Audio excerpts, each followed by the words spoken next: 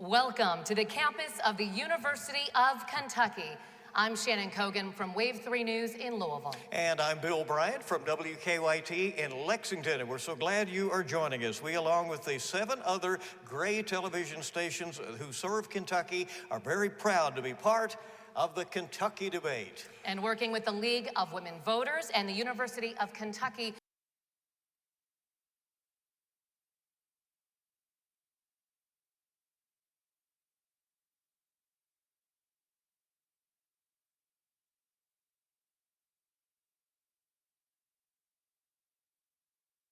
and each candidate will have 60 seconds to answer. And the other candidate will be able to respond, and there could be some rebuttal. So we'll have a good time tonight. A drawing was determined, the order of the answers and who will be giving the first response tonight. We received a lot of suggested questions, and rather than do opening statements and so forth, we're going to jump right into those questions. Let's do that. And the first one goes to Mr. Beshear. Rising pension costs have been an issue since the last governor's race. Kentucky has one of the worst pension situations in the nation, an estimated $37 billion in unfunded liabilities. There have been some reforms. What would your plan be going forward? A pension is a promise. It's a promise we made to our most trusted public servants that while we don't pay them enough, if they spend decades teaching our kids, protecting our communities, serving the neglected, that we would make it up with a stable retirement. That wasn't just a promise. We passed it into law and we made it a contract that was inviolable. But this governor broke that contract and tried to illegally cut the pensions and retirements of over 200,000 public servants. I was honored to stand up to him and stop him and to make sure we defeated that sewer bill 7-0 in front of the Supreme Court. Now, this governor's solution is to push those costs onto cities and counties that are responding by trying to raise local taxes. I believe that we have to create new additional revenue dedicated solely to our pension system. It starts with expanded gaming, where we could realize up to $550 million a year that we would dedicate solely to pensions. It continues with medicinal marijuana, which would generate revenue and provide pain reduction to so many folks out there. We stop giving tax incentives to companies that don't pay a living wage, and we eliminate some tax incentives. Mr. Bevin, your response.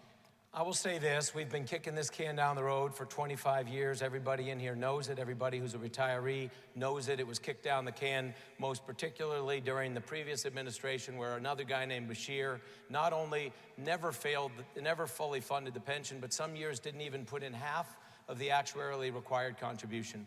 I am the only governor in the history of this state to fully fund it, and the only way to save the system is to structurally change it for future employees and to make sure that the state, by law, requires future governors and legislatures to fund it, not making it optional as it was for the last 25 years.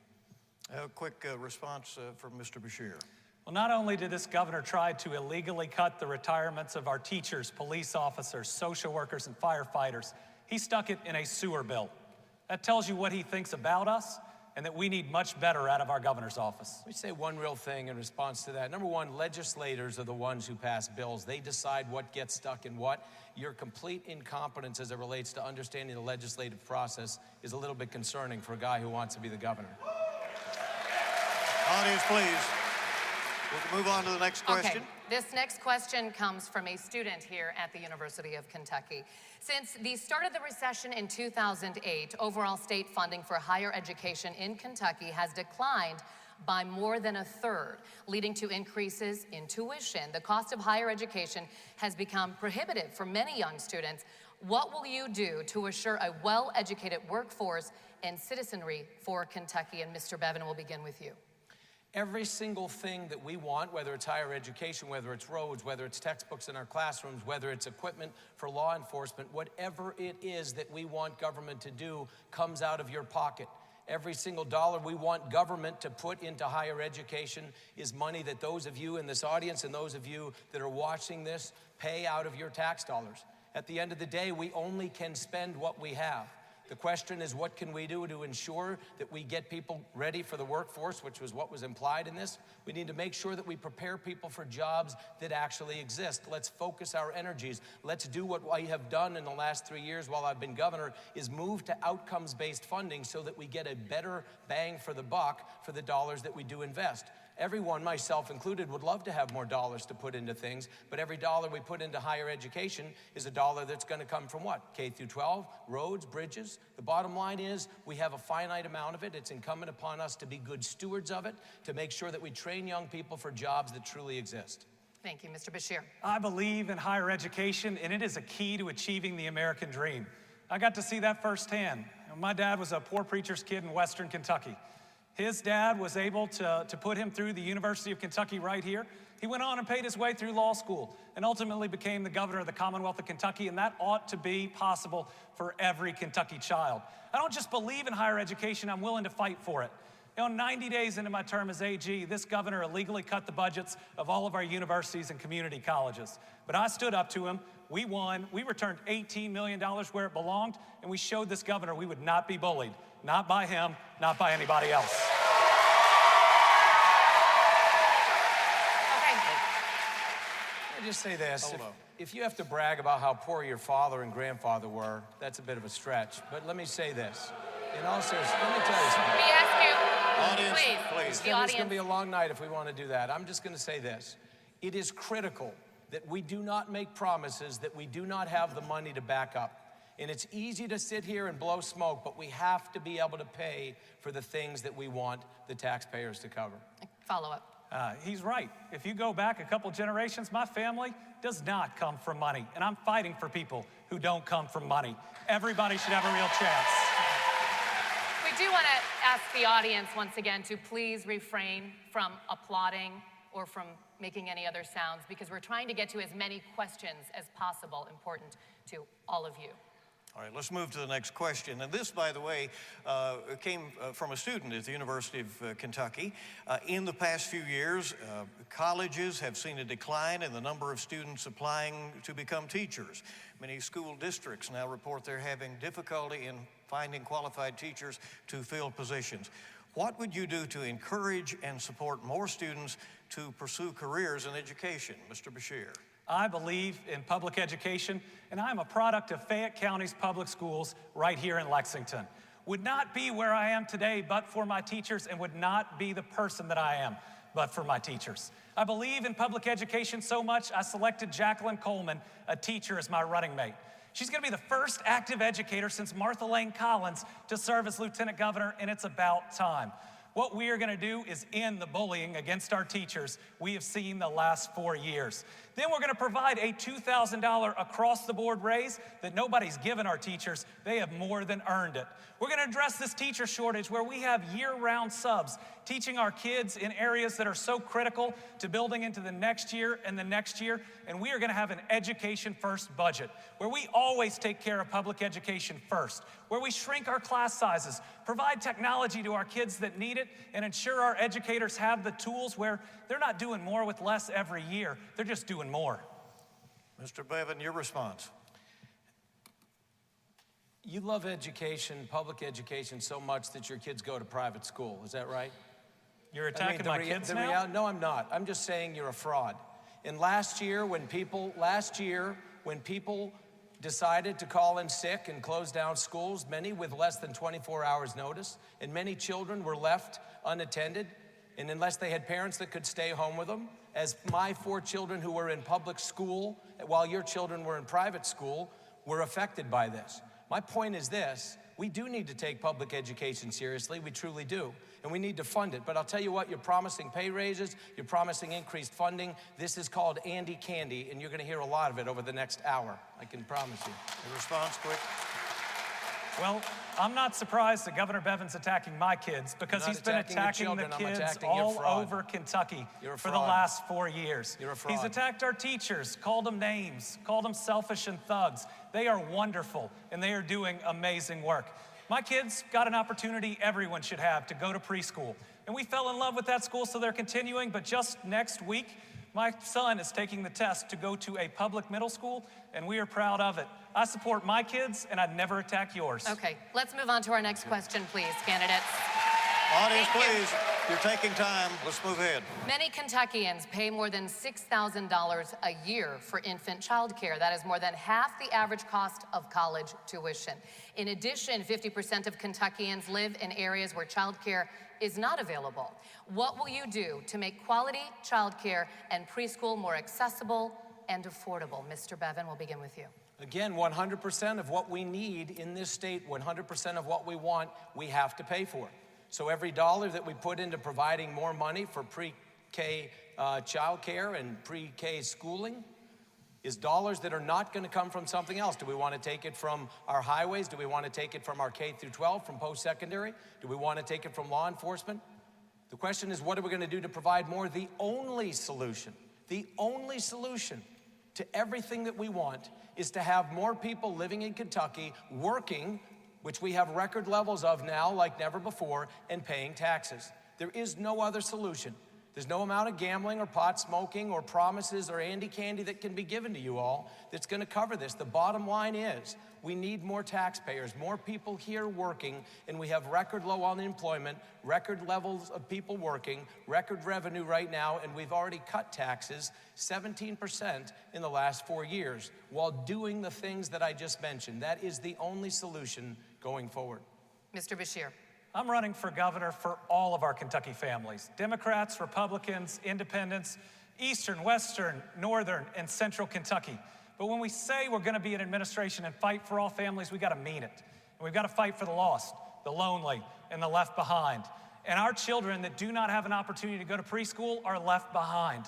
When they show up to kindergarten not having that extra time and ability to compete with other kids, so often they don't catch up. We have to start moving towards universal pre-K where everyone has true opportunity, and I'm going to move us in that direction. We'll move on. The next question is this.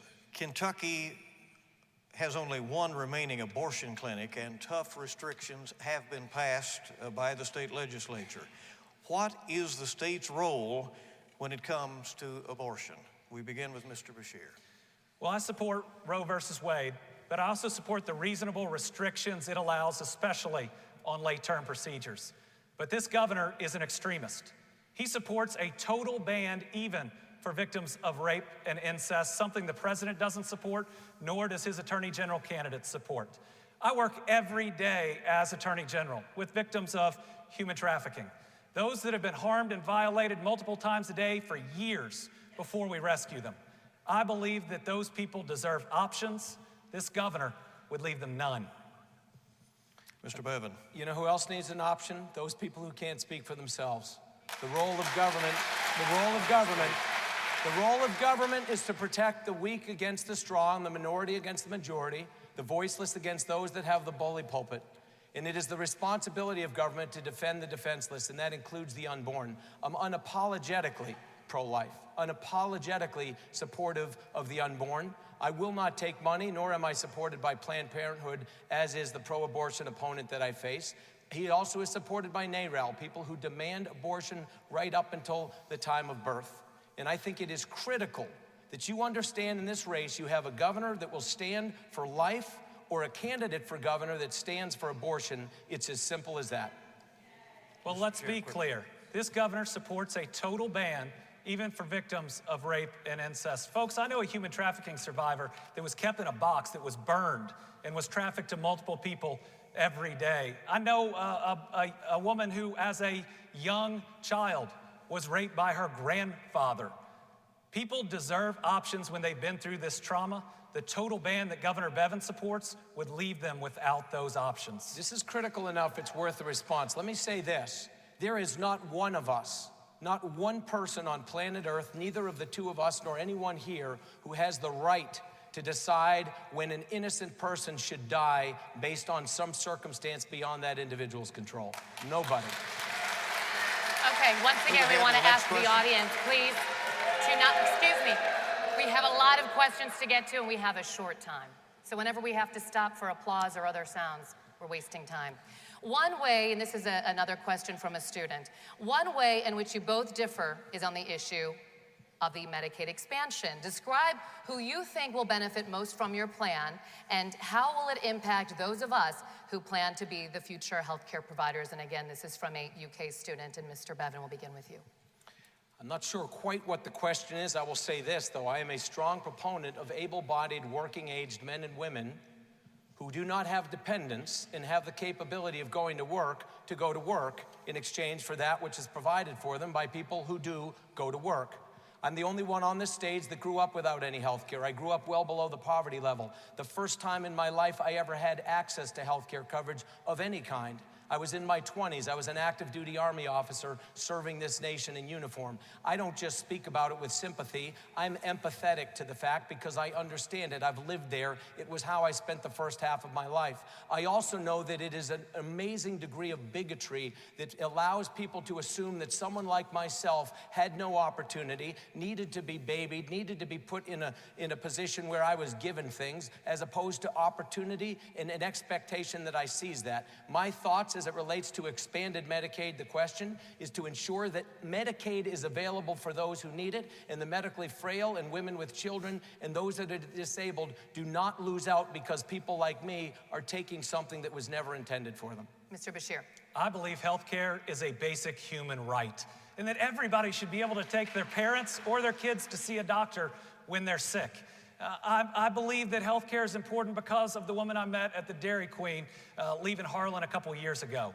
She previously managed the McDonald's where she could get health insurance, but when that closed, she couldn't pick up enough shifts. She's working every single day out of choice, and she's on expanded Medicaid. Governor Bevin's plan will rip 95,000 people off health care that have it for the very first time, and I think that's wrong.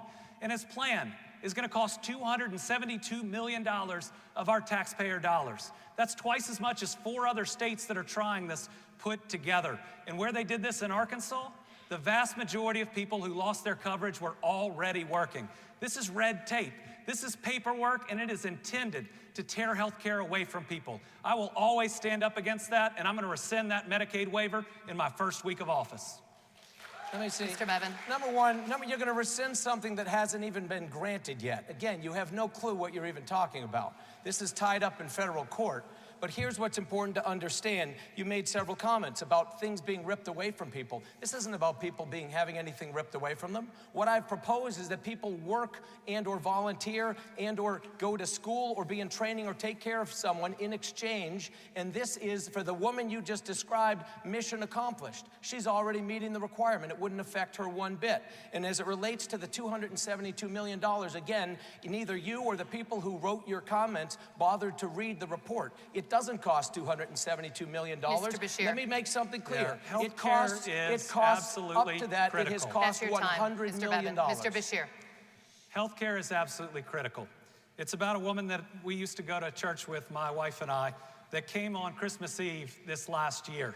She had had multiple pre-existing conditions, and she had not been able to secure coverage for so long. After federal health care reform and the expansion of Medicaid, she was able to get coverage. And on Christmas Eve, which was her last night on earth, she came to church because that's where she wanted to be, and stopped and talked to me about she had 4 extra years to spend with her family and people around her that she would not have otherwise had. That's worth fighting for. Well, it comes as no surprise to us that there are sparks on the questions of health care, because we got a lot of questions as we were putting this together from the people across the state and from students as well. So our next question is a student question and is along those lines as well. As students at the University of Kentucky, we have seen and have studied about unequal access to health care, particularly for people who live in poverty. What plans do you have to reduce this inequality in access to care? Mr. Beshear, your first responder. Well, because I believe that health care is that basic human right, federal health care reform and the expansion of Medicaid was absolutely critical. We had 400,000 people that got health care for the first time in a state of just 4.5 million people. And here's what most people don't know. The last 10,000 kids finally got signed up for coverage for K-CHIP because we got their families signed up for some form of coverage. With the current lawsuit that threatens the very future of expanded Medicaid, rural health care is on the line. The 2 pillars of our rural communities, our public schools and our rural hospitals, are under attack by this governor. I'm going to rescind that Medicaid waiver, which is going to keep our rural hospitals open, to make sure that you don't have to drive 2 hours or 2.5 hours just to see a doctor. Everybody should be able to get the health care coverage they need in their hometowns, and that rural hospital is really important to areas like my dad's from in Western Kentucky and Hopkins County. Mr. Bevin, your response. Again, I'm the only one on the stage who has actually lived this life. I understand this life. I know what it's like to not have health care. I know what it's like to set broken bones and patch up things that should be stitched. This is the world that I come from. I know that it is a form of bigotry to assume that such people cannot do for themselves. It's easy to say that health care is a right, but the reality is it's one that costs money and that someone then is forced to pay for. You cannot force a person to be a doctor. The whole point of having health coverage and access is to produce a better health outcome, not simply, and it's important to make sure we truly have a minute, it is important to make sure that we get better health outcomes, and not simply the fact that you have coverage. And this commentary about pre-existing conditions, nothing that I have ever proposed would in any way, shape, or form cost anybody this. I am the only one on this stage that has ever not had health care because of a pre-existing condition. Me and my entire family for 1.5 years, just 8 years ago, had no health care because of a pre-existing condition. I understand this situation. Quick response, Mr. Beshear. Governor Bevin just the other day said we should go back to how pre-existing conditions were treated before federal health reform. Never said that. They did not, they weren't able to even get coverage. He supports what are called AHPs, where you could go to the doctor, learn you have a chronic disease, but it's not covered. They could give you a prescription for it so that you could maintain your lifestyle, but you'll find out that prescriptions aren't covered. Your kids may get the flu on the way home in the car, but pediatrics isn't covered. You might get home and find out that you're expecting a child, but maternity is not covered. This governor supports health care that doesn't cover anybody's basic needs. These are scare tactics and lies. Nothing I have ever proposed offers any of these things that he's saying. You currently are not denied, nor is anything I've ever proposed, nor do AHPs by law, as proposed by the Department of Labor. They do not allow by law the ability for pre-existing conditions to be applied to people. So everything that you're threatening is not true. And the things that you're saying I said are not true. You're lying. AHPs don't have to cover Stop pediatrics, lying, maternity. They don't have to cover chronic disease management. Okay, candidates. They don't have to cover anything you actually need healthcare we're coverage gonna follow the rules here and move on to our next question. But a good discussion on health care. Yes, absolutely. Kentucky is the Kentucky is the only state in the nation whose services for persons with serious mental illness have consistently received a grade of F on report cards issued by the National Alliance on Mental Illness. So as governor, how would you raise those grades to at least a passing mark? Mr. Bevin? The same way that we've been doing it on other fronts. When I came into office, we were getting D's and F's in just about everything. From our infrastructure to our health care, to our education, to the way in which we address behavioral health. We could do a whole lot better, we know that. It's nobody's fault individually, but collectively we have a responsibility. When I was elected, we spent less than 1% of all Medicaid dollars on behavioral health. One of the things that we've done very intentionally through our cabinet is make sure that we look at what is the root cause of people that are incarcerated, people that are addicted, and what we see increasingly in homelessness as well is that the root cause of these things is in fact behavioral health issues, mental health issues. We as a nation have a big problem here as we have turned increasing numbers of people out onto the street and we don't have programs. It is important for us to recognize that we need to address the root cause of people in terms of their homelessness and addiction and their incarceration for violating the law. And where there is a need for behavioral health, we need to spend a fraction of what we're spending to incarcerate people to intercede early on and help people with this issue. It's something we've been doing like never before in the history of Kentucky for the last 4 years. Mr. Beshear. As Attorney General, I've been fighting for the future of healthcare reform. That includes not only fighting to ensure there's coverage for pre-existing conditions, but also fighting for the reform that makes people treat mental health as physical health and to truly cover mental health. That is at risk. It's at risk based by the battle by our federal government and this governor, but we're gonna win that battle. And I support passing a state law that makes sure that we always treat mental health the same way that we do physical health. We have plans out on andybeshear.com that address mental health where it is needed the most, and that's our schools. Our kids are coming to school with more trauma than we have ever seen. It's based not only on this drug epidemic, but other things that are going on at home because of this drug epidemic. And it makes learning for those children so difficult. Our plan works to create a nurse in each and every school, and it provides telehealth help for our veterans that are out there that so often are in crisis situations and may not make it to a VA in time to get the help that they need. Go to andybeshear.com. You'll see our plans. Thank you, Mr. Beshear. I'll simply say this. All these things cost money. We agree. This I'll say we probably are in as much agreement on as anything. We are not spending enough money here. We do need to spend more money here. It does affect our schools. It affects our prisons. It affects law enforcement and our social workers that interact with people on the streets and in their homes. But at the end of the day, where is the money going to come from, and what do we have to give up in exchange for these dollars? We are spending more than we ever have before, but it is coming at the expense of other things. This is called financial reality. Quick follow-up, Mr. Beshear. Budgets are about priorities, and you fund what matters to you the most. Public education and our children matter to me the most. We are going to fund nurses in those schools. We're going to fund the raises that our teachers so desperately deserve. We're going to invest in our children first because it's the very best investment we can make. Thank you. This next question has been debated among Kentuckians from border to border, and now it has come to this stage. Do you support legalizing marijuana, medical or recreational? I support legalizing medicinal marijuana, and I did not get here lightly. You know, I'm the Attorney General of the Commonwealth of Kentucky. I'm its top law enforcement official.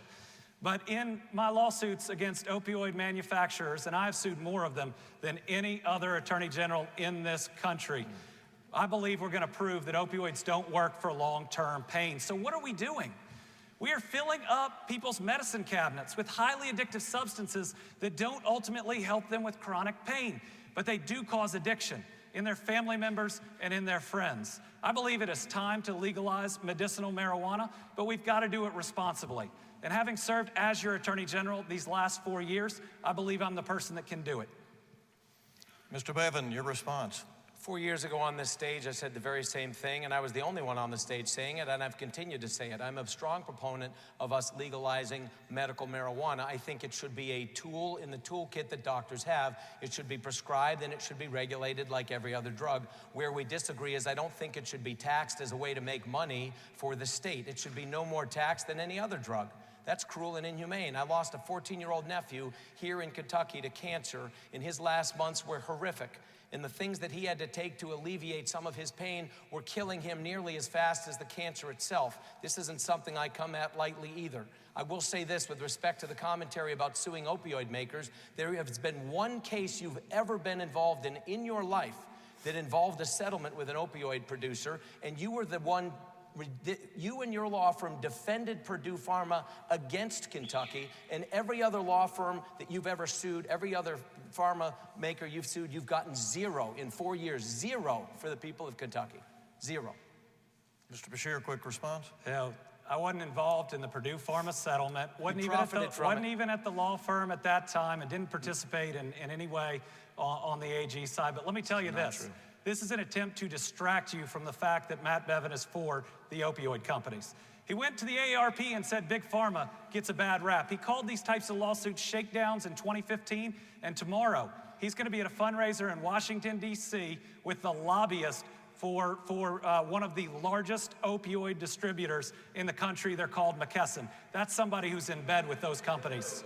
I will say this, these are such absolute remarkable lies. And the fact that I do not stand up to this, while you have brought in zero to the people of Kentucky, and you've brought a whole lot of smoke and a whole lot of noise, you were a partner at the law firm that represented Purdue Pharma against Kentucky, and for you to say otherwise is a lie. It is true. You profited from it, and you refuse to say otherwise on the record or off the record.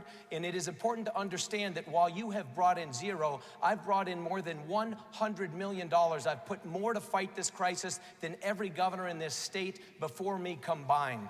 All right, time. We're going to move on. Coal companies are required by state law to post bonds to cover the cost for employees if they go out of business, but there is no mechanism in place to assure all companies comply. So what will you do as governor to protect miners like those at Black Jewel? Mr. Bevin? I think it's important to make sure we close these loopholes. The reality is, you're right, there is nothing that requires it. It is supposed to happen. When they open business here, they're supposed to post a bond. There is no mechanism to enforce this or know whether or not they have even done so. When was that law passed? You'll hear all sorts of things in just a moment. I can't wait to hear it. It was passed in 2010 when your father was the governor and signed that into law that created this loophole. I don't think he did it on purpose. I don't think anybody did it on purpose. But what we learned because of Black Jewel is the fact that it exists. And I have been leading the charge on the fact, and indeed been working with legislators to ensure that in this next session, we close that loophole so that there will be a mechanism, so that there will be accountability, and so that this kind of thing will not happen again in the future. Mr. Beshear. I believe that a governor should always put our families above the out-of-state CEOs. And this governor entirely failed to protect those Black Jewel miners. We had over 200 miners for over a month standing on railroad tracks because they had worked for more than 3 weeks of hard, dangerous work that they weren't paid for. But there was a state law that was supposed to protect them, a bond that would have paid them for every single minute of their work. And let me tell you, there's no loophole. It assigns to the labor cabinet the duty to enforce it. And what does that mean? You're supposed to go out and do it. When they said that there was no way to know which companies were out there and which ones owed a bond, my office found out in less than 48 hours simply through some internet searches and an open records request. But this governor originally denied even knowing the law existed, and that was a lie. Because the year before, they had tried to repeal this law, side with the out-of-state CEO, and not protect our miners. This was an intentional refusal to protect our families, and it's a reason that Matt Bevin cannot be reelected. I will say this, here's the thing.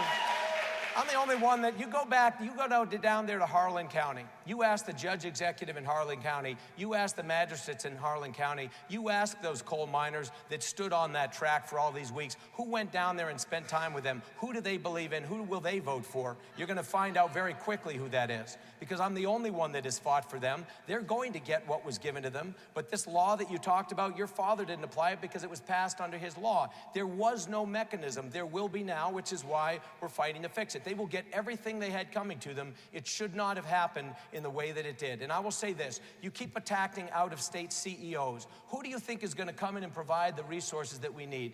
Nucor, UPS, Toyota, Mr. Bevin, Ford, we're going to move on. every Mr. one Beshear, of them. They have out-of-state CEOs. Mr. Bevin, Mr. Beshear, a few moments to respond. I met with those Black Jewel miners, but I didn't do it for the cameras. I met with them in a closed-door meeting. We talked to them. We talked to them about the challenges they were facing. I even put part of my staff into negotiating with creditors because they owed money to various people and couldn't pay it because they had not had their wages paid to them. I worked individually with them to try to help them get by and talk to them about the challenges that they faced. You know, when you truly care about our families, you make sure no one is ever in this situation. And by the way, his labor cabinet figured out how to enforce the law. They simply sent some letters. It was that easy. If you're just happening by here on the half hour, you are watching the Kentucky debate from the University of Kentucky, and it is lively tonight as we have our the candidates here tonight, Matt Bevin and Andy Beshear, and we're having an enjoyable evening. Yeah, very lively indeed. Halfway and we mark, continue. Gentlemen. All right, next question is a student-generated question, came from one of the students here at the UK. With the right to work law in place in Kentucky, what will you do now to ensure that blue-collar workers' wages, benefits, and workplace safety are still a top priority to be enforced by state government? And Mr. Beshear answers first. I believe in the dignity of work, that if you work a job and a hard week, that you ought to be able to make enough to raise your family working just that one job. But for so many Kentuckians, we're falling further and further behind as wages are stagnant, but our bills go up every month. It's like my friend Laura, who's here tonight, who teaches all day long and then has to drive an Uber at night, and that is wrong. People should not have to have that second job after teaching just to pay the bills. I am against this governor's so-called right to work for less that was passed, and I'll work to repeal it. I'm against their repeal of the prevailing wage. I'm against his stripping the OSHA board that's supposed to protect our workers. I'm against the fact that his labor cabinet didn't investigate one workplace fatality for the first 3 years he was in office. Folks, I'm gonna create a labor cabinet that doesn't spend time trying to investigate and find teachers, but protects those black jewel miners, does its job. Please, Mr. Bevin, your response. Part of the operative part of the question is, what are we going to do for workforce safety? What are we going to do to ensure that wages are increased? The workforce in Kentucky is as safe as it's ever been in recent decades.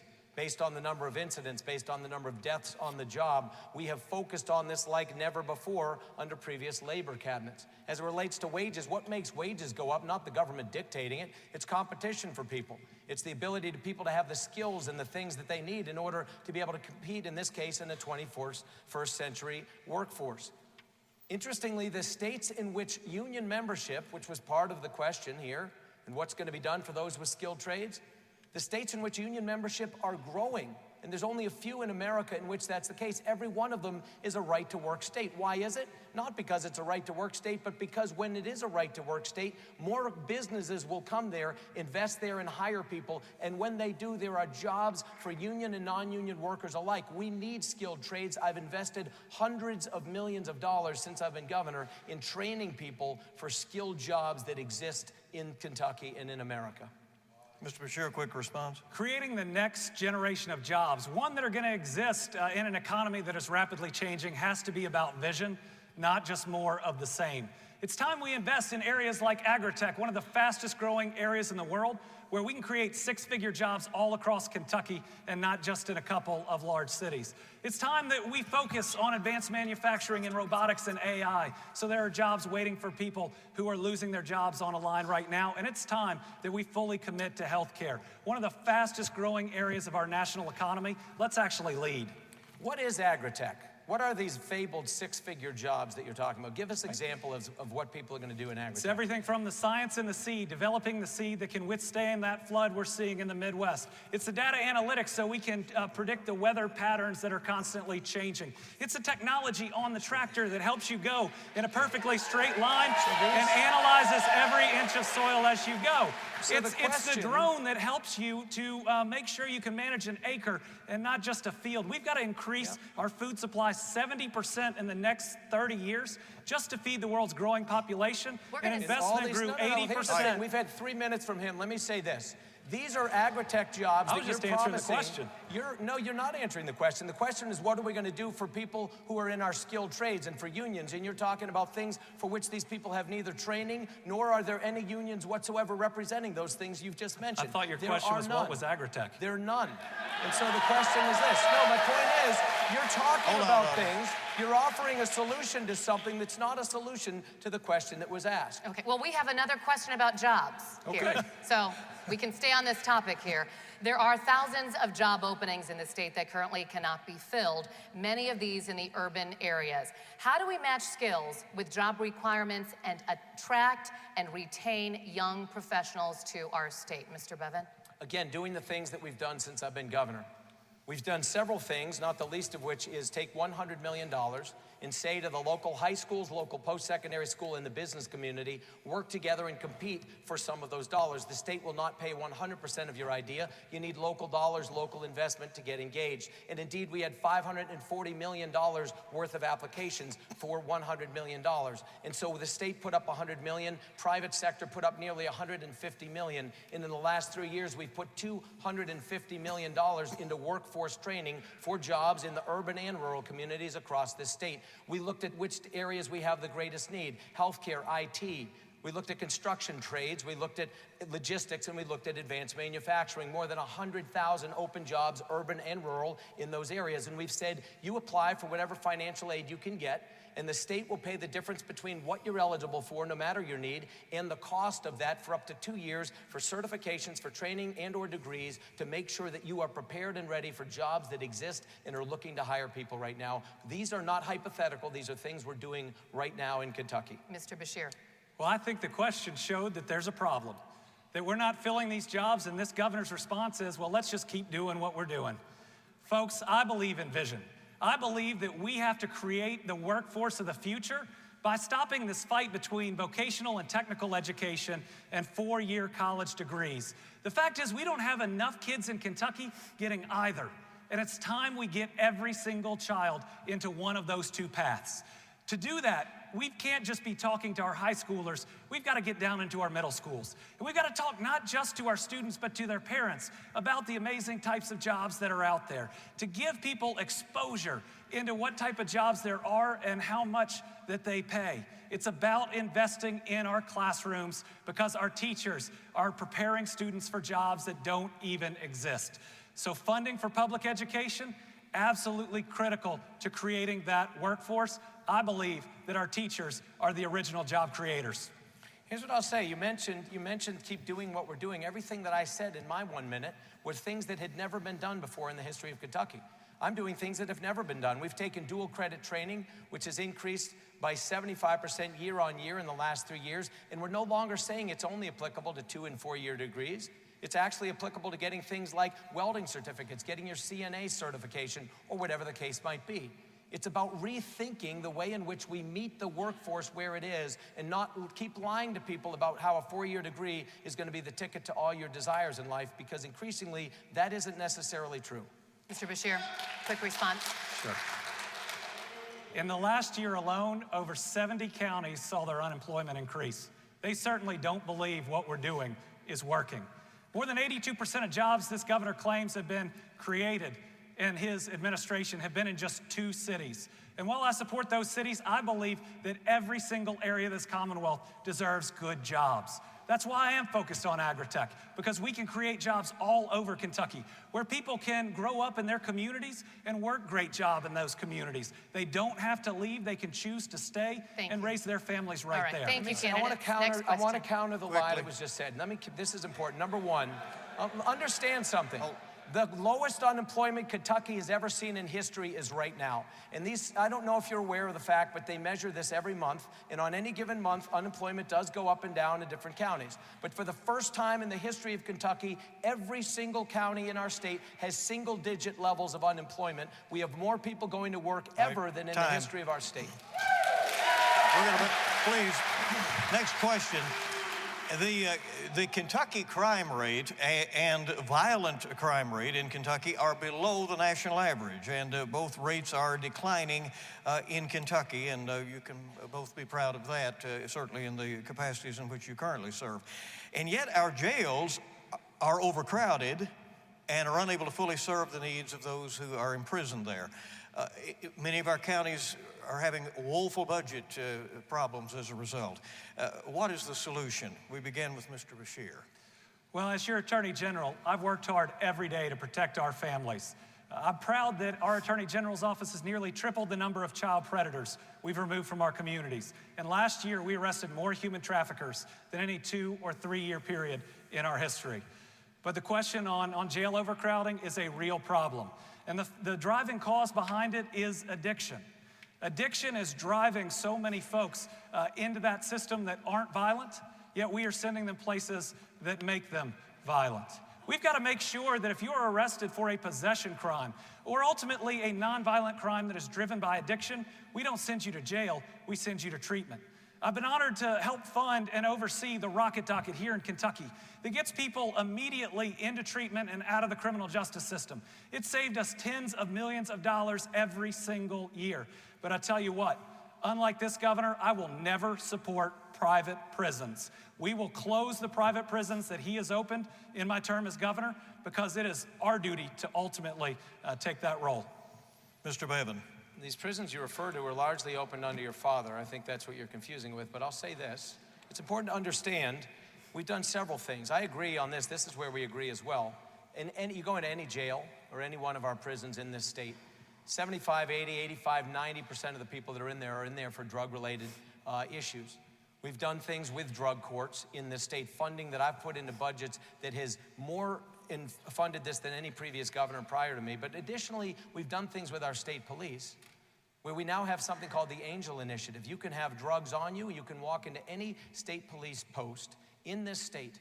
And if you are yourself or someone on your behalf asking for help for you, you will have the ability to be given help. You will not be charged criminally. You will be given exactly what both of us are advocating for. We do need to be a lot smarter about reaching out to people that are in moments of addiction, and we need to do a lot better job about interceding and not incarcerating our way out of this. We are not providing the services in prison that they need, and it's important that we make sure we spend the dollars where we can get the greatest return on the taxpayer's investment. Okay, let's move on to our next question. Will you commit to fully fund the school safety bill passed by the legislature? And what other ideas do you have to ensure the safety of our students as well as those who work in schools? Mr. Bevin? Yes, I'll tell you, I'm a strong advocate for that bill, Senate Bill 1. I worked very closely with these families. I still wear a bracelet that was given to me by the parents of the 2 children who were killed most recently in Marshall County. This is something very real to our families. I'll tell you this, though. We don't know exactly what that cost will be or what the solution is. We don't. If you notice, when the bill was signed, we talked about school resource officers. We talked about people being there to provide. We don't know what that is. Here's what I'm a proponent of. I'm a proponent of making sure that every student, every parent, every administrator, every teacher, every coach, every bus driver, anybody walking on or off of a public school property should have absolute confidence that they are as safe on that property as any other property that they might walk onto or off of, including that of their own home. And that means we better make sure not only that we fund it, but that we're intelligent about where that funding gets spent, and to ensure that we have not zones that are known to be so free of anybody that would counter a threat that people see them as a target-rich environment. This is not helping our schools, our theaters, or our other public places where there's no way to protect. Every child deserves to be safe at school, and no parent should have to worry about their safety while they're there. These shootings we see in our schools tear at the very fabric of who we are as people. And while it might not be our children's school, I know we grieve with those parents who have lost. I also met with the parents of the Marshall County school shooting, and while I didn't go in front of the cameras, what I offered them was every resource of our office to help the prosecutors make sure that we secure justice in that situation and for those families.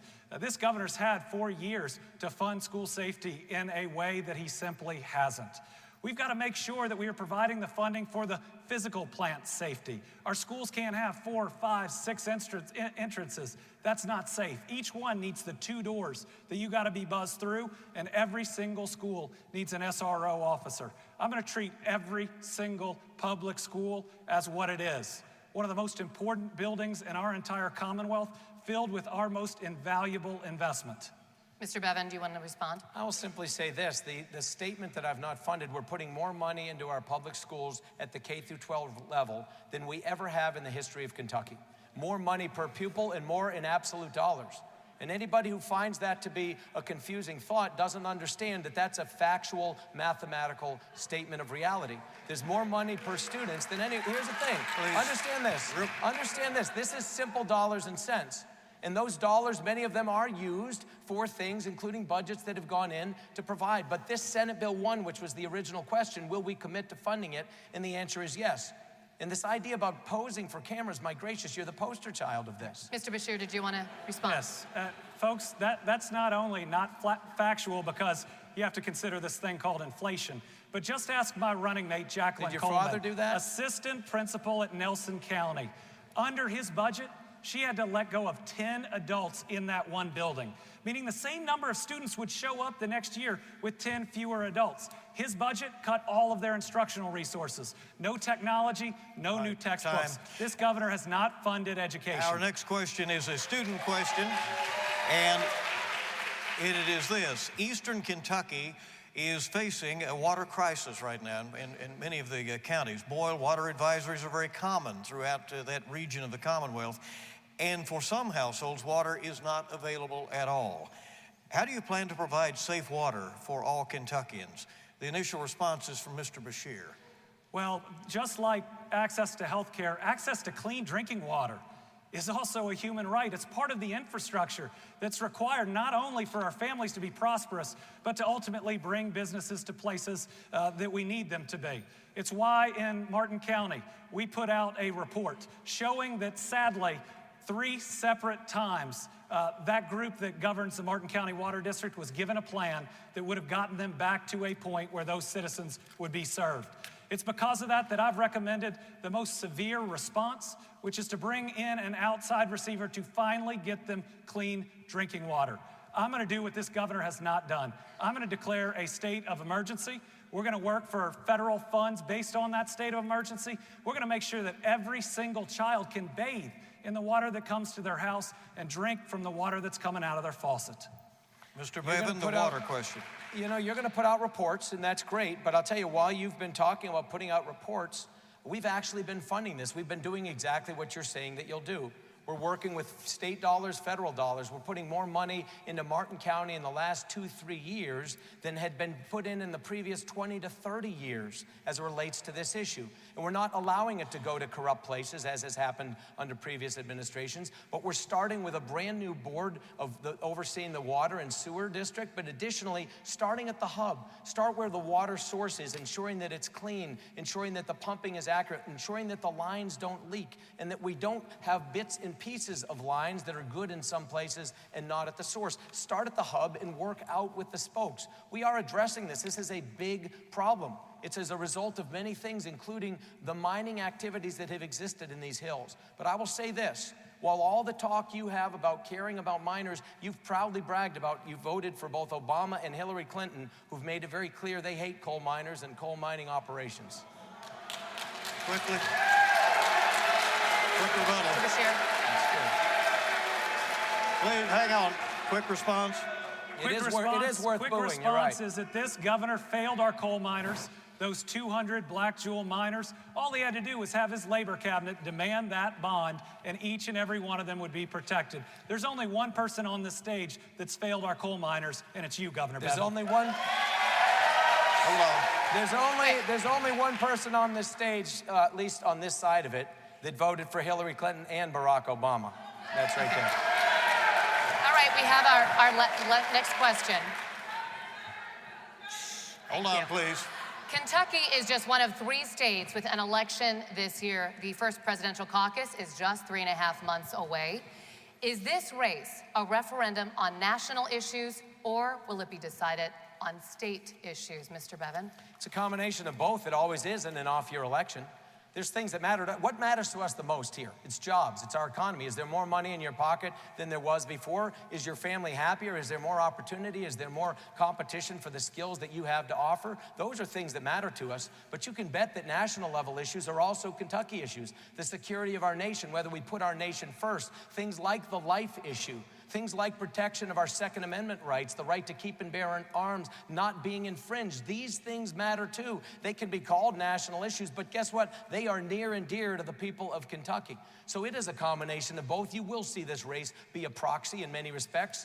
This is one of only 3 races, and so issues talked about here are going to be talked about at the national level.